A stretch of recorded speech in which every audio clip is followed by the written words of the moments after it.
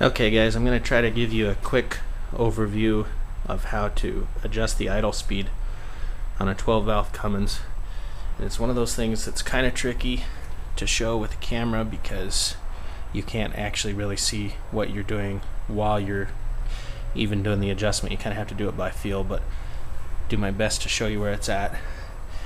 So here's the front of your injection pump, and if you just kind of follow back toward the back end of the injection pump, and then if you find your throttle linkage, which you can spot, right here, there you've got that little black box. There is the throttle position sensor, which, as a side note, a lot of times if you're having erratic shifting issues with your transmission, a lot of times that little black box held on with two little hex screws can be the culprit.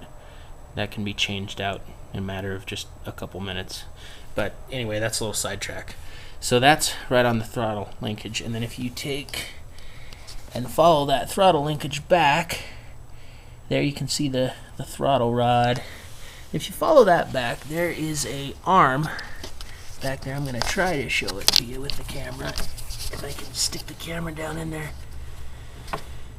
Okay, now so there's that arm, and on the back of that arm, if you stick your hand back there and feel, you'll feel a bolt that runs all the way through a threaded bore, and it's a 10mm nut, so you just use a 10mm wrench to adjust it.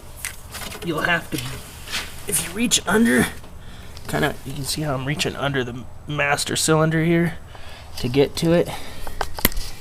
If you reach underneath back here, you'll feel the bolt that runs all the way through, and on the bottom there's a jam nut that holds it in place. So you'll loosen the jam nut, your 10mm wrench, and then you'll be able to go to the top side, and if you want to increase the idle speed, you'll turn the head of the bolt, you'll turn it out, so counterclockwise, and if you want the idle speed to decrease, you'll turn it in to the right. And all that's doing is adjusting this throttle arm a little bit, basically adjusting the resting position of it. And it doesn't take much of an adjustment. A little bit will make a pretty substantial difference in the idle RPM, so you don't need to adjust it a whole ton. But so that'll probably help you find it too. That's basically what that is doing, is just adjusting the resting position of this arm here. And so adjust it where you want it. Make sure you snug the jam nut back up good, or it won't stay. It'll get out of whack again. And like I say, it's kind of hard to get the camera in there to see it, but hopefully that'll give you a rough idea of how to adjust the idle speed on one of these.